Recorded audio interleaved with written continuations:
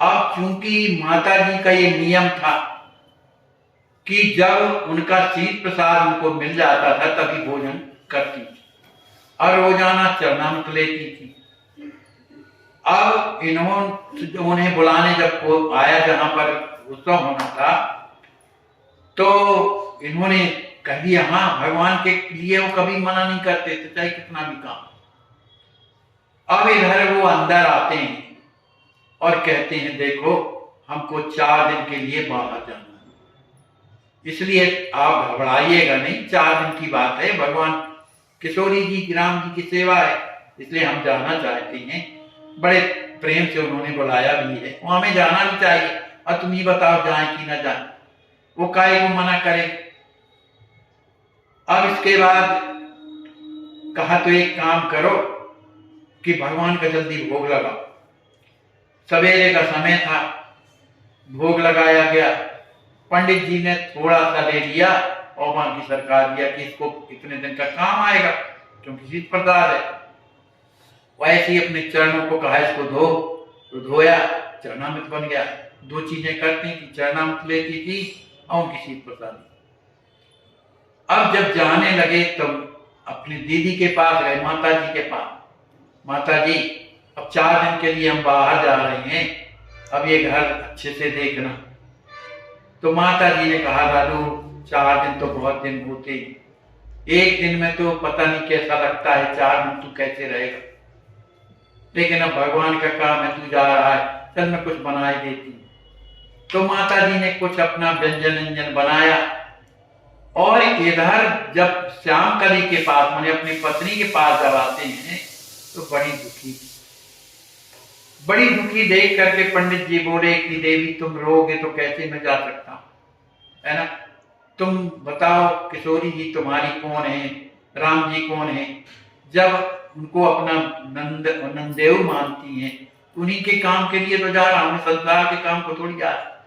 कहा नहीं, इसके मैं इसलिए नहीं, मेरा हृदय दुखी हो रहा है, मुझे इस बात का दुख लग रहा है कि मुझे ऐसा अनुभव हो रहा है कि मेरा जीवन रहेगा, इस बात का।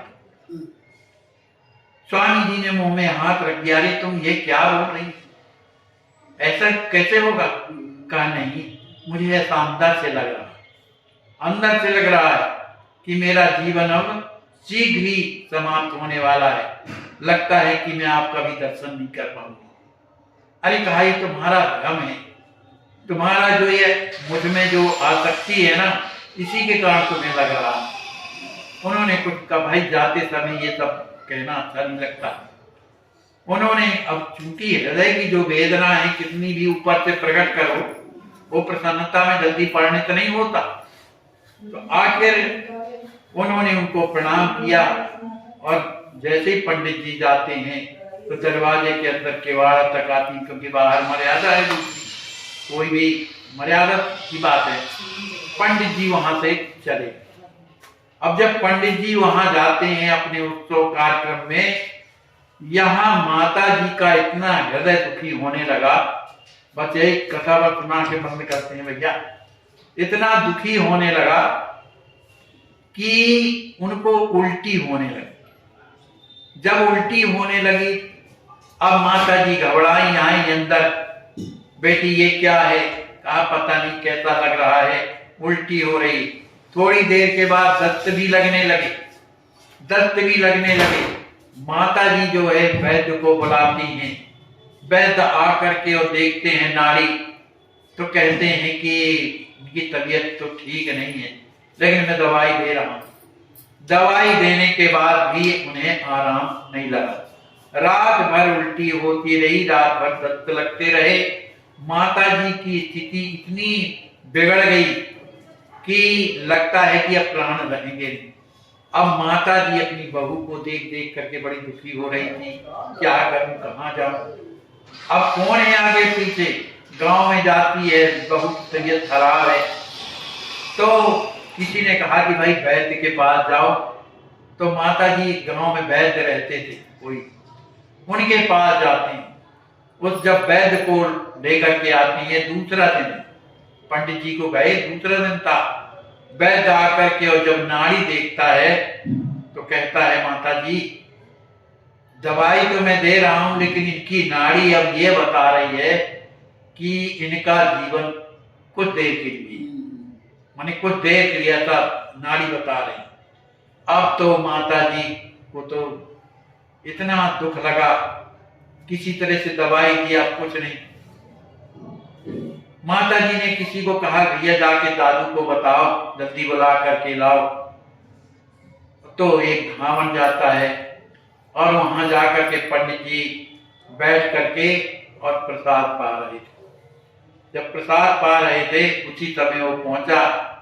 प्रसाद पा लेने के बाद उसने बताया नहीं, कहा अब शीघ्र ही घर चलिए क्योंकि बहू की तबीयत ज्यादा खराब है।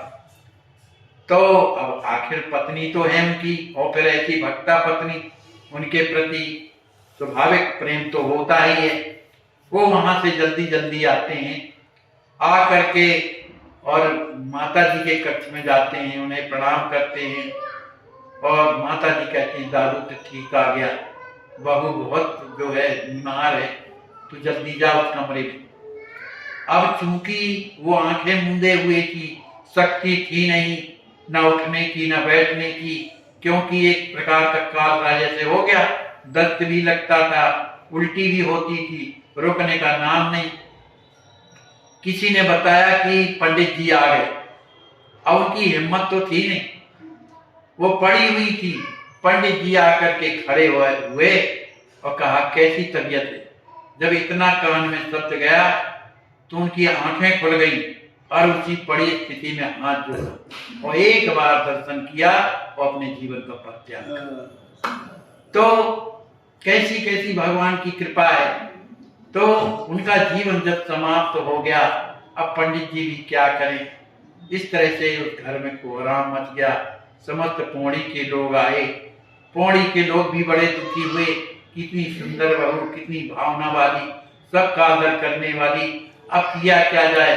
गुरुदेव को भी पता चला, वो भी आए, आ करके फिर बोले पंडित जी से कि अब इनका दाह संस्कार करो। उनकी आज्ञा से दाह संस्कार किया गया।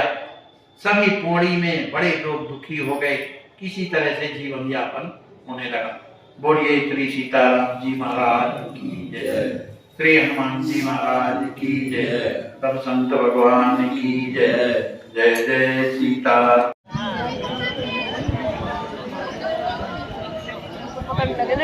कर रही हैं।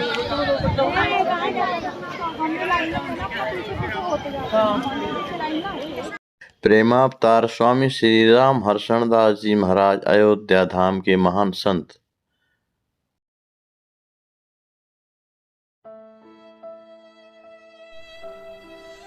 इनको लकवा मारने के बाद 1 महीने तक अपने बिस्तर पर पड़े रहे।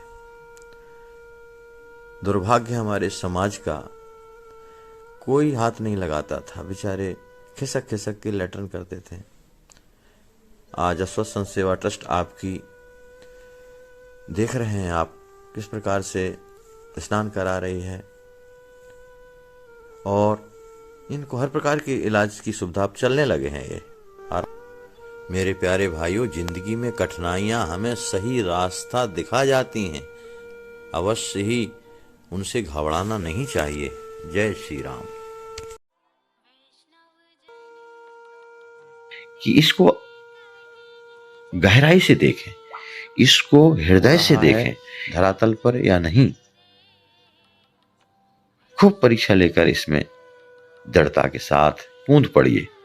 तन से, मन से, धन से भगवान ने हमें जिस योग बनाया है, हमारा आने वाले समय में ना ये तन रह जाएगा हमारे पास, ना धन रह जाएगा हमारे पास, और ना समय रह जाएगा हमारे पास।